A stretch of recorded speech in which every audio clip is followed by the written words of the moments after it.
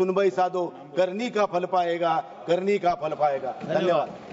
माननीय सदस्य से अमोल कोल्हे।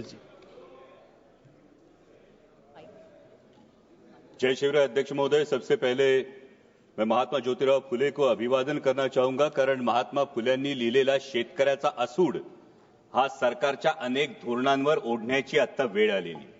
अध्यक्ष महोदय, जहां देश की 2/3 आबादी खेती पर निर्भर है, वही खेती के लिए आवंटन है मात्र 3.1%।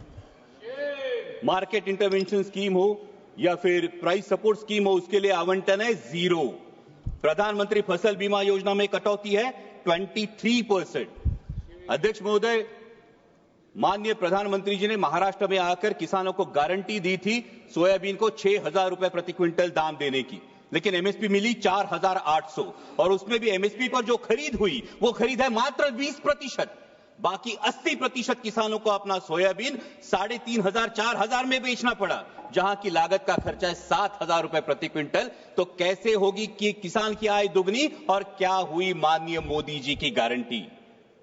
अध्यक्ष महोदय, अभी सरकार सोयाबीन के दाम बढ़ाने के लिए एडिबल ऑयल्स पर इंपोर्ट ड्यूटी लादने की बात कर रही है, पण हा रोगापेक्षा इलाज भयंकर है, क्योंकि उससे सोयाबीन के दाम नहीं बढ़ेंगे, उससे सिर्फ बढ़ेगी तो महंगाई बढ़ेगी। सोयाबीन के दामों पर अगर हमें असर करना है तो जो मक्के की डीडीजीएस है और जो सोया डीओसी है, जो 120 लाख टन अभी भी देश में पड़ा है, उसको एक्सपोर्ट करने के बारे में सोचना होगा। लेकिन सरकार पर पोल्ट्री और पशु खाद्य इंडस्ट्री की ऐसा क्या दबाव है कि सरकार सोया डीओसी एक्सपोर्ट नहीं कर रही है। मेरी सरकार से गुजारिश है कि कम से कम 15 से 20 लाख मेट्रिक टन सोया डीओसी एक्सपोर्ट किया जाए। और वैसा ही बहुत इंपॉर्टेंट मुद्दा है प्याज का।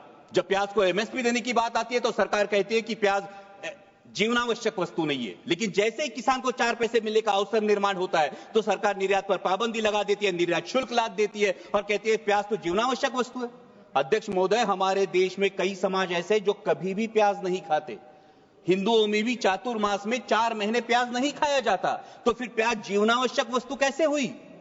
अध्यक्ष महोदय, अगर ग्राहक को एक औसतन अगर कंजम्पशन देखें तो 5 से 6 किलो औसतन कंजम्पशन होता है। 60 रुपए किलो में भी अगर प्याज खरीदना पड़ता है ग्राहक को तो भी सिर्फ 300 350 रुपए उसका खर्चा होगा, जो आपके मोबाइल रिचार्ज से भी कम है।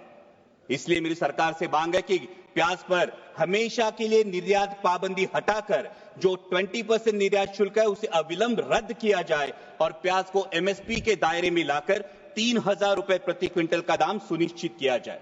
वैसे इस बजट में बहुत सारे मिशन का अनाउंसमेंट हुआ, लेकिन बहुत सारे मिशन के बारे में नाव सोनू भाई ने हाथी कथलाचा वाला है, क्योंकि कथनी और करनी में बहुत अंतर दिखाई देता है। जहां पल्सेस में देश को आत्मनिर्भर होने की बात की जाती है, वही अभी किसान मार्च अप्रैल मई में चना बेचने के लिए मार्केट में आएगा, लेकिन सरकार ने पीले मटर का 31 लाख मीट्रिक टन आयात की है। ये पीला मटर खाने के लिए नहीं, बेसन में चने की जगह अडल्ट्रेशन के लिए यूज होता है और चने के दाम गिरा देता है। अभी भी 31 मई तक आपने पीला मटर का जो इंपोर्ट है ये खुली आयात को परमिशन दे दी है। और अभी जब एक बार हम कह रहे हैं कि पल्सेस में आत्मनिर्भर करना है, वही 67 लाख मीट्रिक टन पल्सेस हम आयात कर चुके हैं। तो हम आयात आत्मनिर्भर किसे करना चाहते हैं, हमारे देश के किसानों को या ऑस्ट्रेलिया, रूस, टर्की, म्यांमार के किसानों को हम आत्मनिर्भर करना चाहते हैं। वैसा ही अहम मुद्दा है mission on vegetables and pulses. बहुत अच्छी बात है, लेकिन इसके लॉजिस्टिक, कोल्ड चेन और स्टोरेज के लिए क्या प्रावधान किए जा चुके हैं। आज मेरे नारायण गांव में टमाटर किसान को बेचना पड़ता है सर 4 से 5 रुपए किलो में, और शहरों में ग्राहक खरीदता है 20 से 25 रुपए किलो में।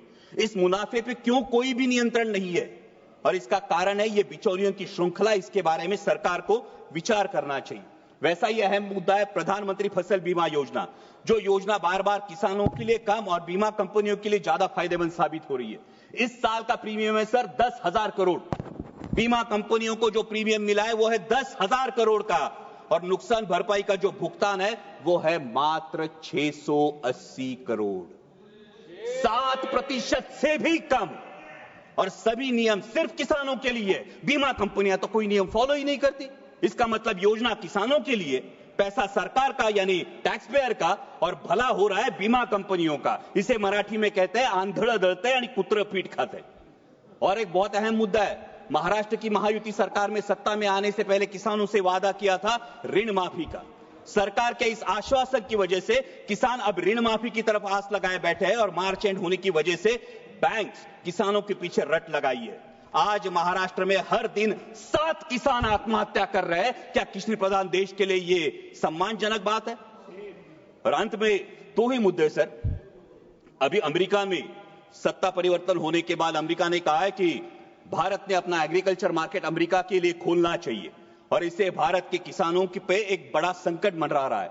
लेकिन सरकार ने अभी तक इसमें कोई स्पष्टता नहीं दी है, क्योंकि अमेरिका का किसान सोयाबीन का जो उत्पादन लेता है अध्यक्ष महोदय, वो 30 लाख क्विंटल पर हेक्टर लेता है, लेकिन हमारे देश का किसान सिर्फ 10 लाख क्विंटल पर हेक्टर लेता है, क्योंकि अमेरिका के किसान को जेनेटिकली मॉडिफाइड जीएम वैरायटी लगाने का अधिकार है, हमारे किसान को नहीं। सरकार जो एडिबल ऑयल इंपोर्ट करती है वो जीएम वैरायटी का चलता है, लेकिन किसान जीएम वैरायटी की फसल नहीं लगा सकता। तो कैसे होगा? जहां अमेरिका अपने किसान को सक्षम कर रही है, वही हमारे विश्व गुरु देश का किसान अभी भी एमएसपी के लिए जूझ रहा है। सर, प्रधानमंत्री जी ने एक बहुत प्यारी बात कही महाकुंभ के बारे में वक्तव्य देते वक्त। उन्होंने कहा कि नदी उत्सव मनाना चाहिए, लेकिन ये नदी उत्सव नदियों का खोलीकरण, रुंदीकरण और पुनरुज्जीवन होगा, तभी असली नदी उत्सव होगा। सर, महाराष्ट्र में कैलाश नागरे जैसा एक युवा प्रगतिशील किसान अगर खेतों को पानी नहीं इसलिए खुदकुशी करता है, तो क्या ये हमारे पॉलिसी पे तमाचा नहीं है? सर, आज हर कोई बहुत सारी चीजें खोदने की बात हो रही है, लेकिन डैमों में जो मिट्टी जमा हुई है सर, 30 से 40% कैपेसिटी हर किसी डैम की कम हुई है। शायद उत्तर भारत में इसका प्रमाण और ज्यादा होगा, लेकिन इसकी मिट्टी खोदने का कोई प्रावधान अब तक किया नहीं। अंत में इतना ही कहूंगा सर, मैं सरकार से गुजारिश करता हूं कि हमारे देश को, किसान को पर्याप्त पानी, अच्छी क्वालिटी का बीज, उत्पाद को सही दाम और इंटरनेशनल मार्केट में कंपीट करने के लिए फ्री हैंड दीजिए। वो सरकार के कथित 17 रुपए दिन के सम्मान का मोहताज नहीं। और जाते जाते इतना ही कहूंगा, मस्जिद के नीचे तुम मंदिर क्यों ढूंढते हो? मस्जिद के नीचे तुम मंदिर क्यों ढूंढते हो? भविष्य की ओर देखो, तुम इतिहास पर क्यों लड़ते हो? ठीक है, धन्यवाद। वो लड़ाएंगे भड़काएंगे, वो लड़ाएंगे भड़काएंगे, लेकिन राष्ट्रहित का रुख तू कर, किसानों के हित में हमेशा इंसानियत की बात तू कर, इंसानियत बात तू कर। जय शिवराय, धन्यवाद।